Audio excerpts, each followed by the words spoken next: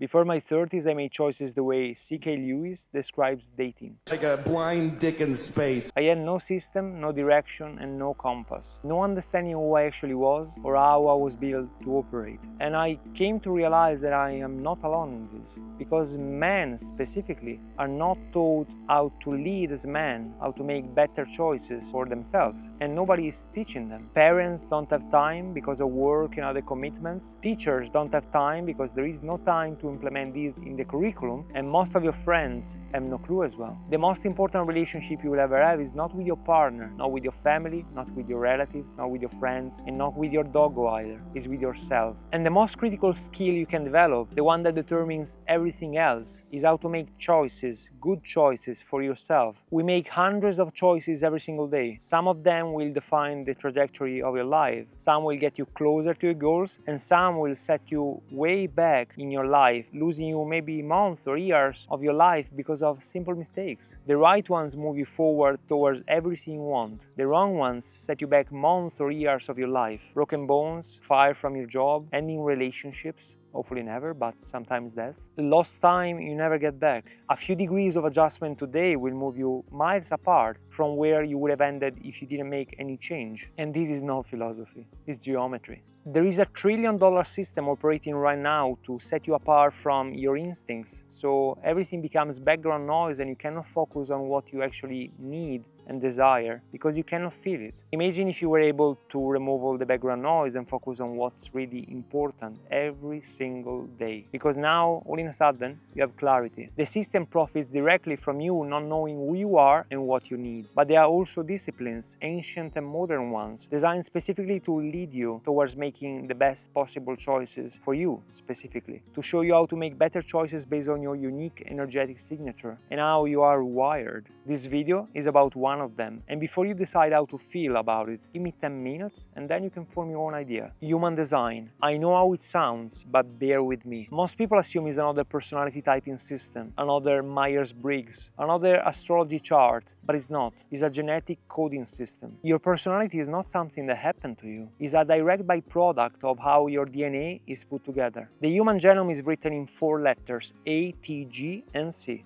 Adenine, thymine, guanine, and cytosine. Every single instruction your body has ever received, any cell it has ever built, any protein it has ever produced, it was written in a combination of those 4 letters. The codons are 3-letter sequences drawn from that alphabet, which gives you exactly 64 possible combinations. The I Ching, the ancient Chinese system of wisdom that was studied for thousands of years, is built on 64 hexagrams, 64 combinations of 6-line groupings, each carrying an archetype, each one describing a way of acting, moving, and thinking through the world. 64 codons in the human genome, 64 genes in the I Ching. Coincidence? A mathematical correspondence between the building blocks of human biology and an ancient map of human archetypes. This is not mythical, it's a pattern. And if DNA was Lego blocks, the codons will be the instruction manual, the detailed next step of what to build. Because your personality is not random, it is coded. And human design is a system that helps you read that code. In 1987, a man known as Alan Robert Krakauer, later known as Ra Uru, was living on the island of Ibiza. And according to him, he was given, quite painfully as well, the knowledge of human design. Over 8 days and 8 nights, he claimed to have encountered something that he called the voice, and the voice gave to him the system of human design. He did not claim to have invented it, he said that it was given to him, and that his role was to transmit it, like a middleman to the universe. He spent the next 25 years teaching it until his death in 2011. Now, I understand if this makes you want to close the tab, but before you do, I want to ask you something. Our entire alphabetic system, every word and letter you ever read, comes from observing the stars. Ancient civilizations studied the night sky, looked for patterns and found constellations, assigned symbols to every constellation and sounds to every symbol, and from those they formed an alphabet, and from the alphabet they created words, and they made words so that by association it meant something, and it all came from the stars. Different civilizations, very far away from each other and not in contact, came to the same realization. The alphabet was not invented, it was observed. Cultures that never met each other on the opposite side of the planets built structures and temples with extraordinary precision aligned to the movement of the stars. The pyramids, Angkor Wat, Stonehenge, Göbekli Tepe, these are not coincidences, are not accidents. It is a shared understanding of something we had largely forgotten. Researchers including Graham Hancock, Terence McKenna, Randall Carlson, Joseph Campbell, Thomas Campbell spent all their life researching and documenting this. These are not fringe figures, are people that spent all their life looking for patterns, connecting the dots, and got ostracized for what they were saying, but time proved them and is proving them right. These are people that look at the evidence and follow it wherever it led. There is a reason why none of this is taught in school, why the stars, natural medicine, and ancient systems that ancient cultures understood with such a sophistication are now dismissed as superstition. The same trillion-dollar system I told you about at the beginning of the video is profiting from you doubting your instincts. It profits from you forgetting who you are, and it profits from the distance between you and your raw power. Human design is meant to close that distance. And the guy who transmitted it never asked you to believe in this. He said, live by your type, authority, and strategy for 90 days, run the experiment, and judge by the results that you get.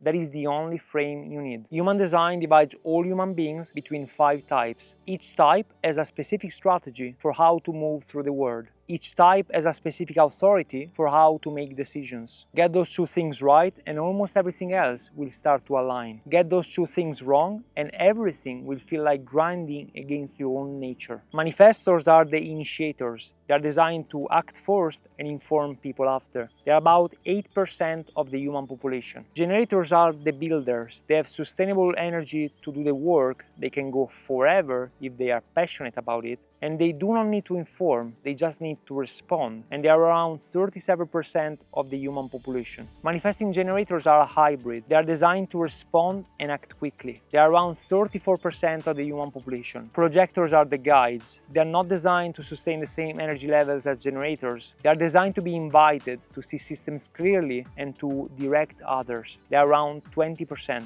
Reflectors are the rarest type. They direct others. They are mirrors of their own environment. They reflect the energy of others, and they need a lot of time, up to a lunar cycle, to make a decision. They are the 1%. Your strategy is how your type is designed to respond to life. Manifestors inform before acting. Generators and manifesting generators wait to respond to what life brings them. Projectors need to be invited, and reflectors have to wait up to 1 lunar cycle before making a choice. Your authority is how you make decisions, not from doubt, not from fear, but that exact signal that you get, that you know how to recognize, that tells you yes to something or no to something else. For me, as manifestor, I have to sleep on things and feel neutral before I can act on a certain choice. And this goes from anything like, are you coming to dinner tonight, to am I traveling for 1 month in Southeast Asia? Most men make every decision from their ego, their fear, their anxiety, and from their mind. Human design says your mind is not the decision maker, it's the navigator. Your decision comes from something deeper, by knowing your authority and living according to it. Here's the simplest way I found to explain what happens when you live outside of your design. Imagine you open a game of Dungeons and Dragons and you roll a character, 19 constitution, 20 strength, a warrior ogre built for physicality, presence, and force. The kind of character that enters into a room and changes the energy of it without saying a single word. And then you spend your entire life trying to win battles by casting spells, using intelligence, optimizing, strategizing, thinking your way through situations that your design was built to go through with raw force and grounded presence. While the solution is to break things and use brute force to solve problems. In this scenario, you were not weak, you were not failing, you were just going through life, through your campaign, acting as the wrong class. Human design is D&D character creation, and the character is you, and the stakes is your actual life. Most men spend their entire lives optimizing the wrong strategy, working harder at something that was never designed to work for them, calling the exhaustion discipline, calling the misalignment a character flaw. It is not a character flaw, it's a design question. Discipline is not forcing yourself to operate like everybody else. It is about ruthlessly aligning your life with how you are actually built. That alignment is not the absence of effort, it's effort moving in the right direction for the first time. You have been playing a character chapter that somebody else wrote for you, and it is time to read your own chart.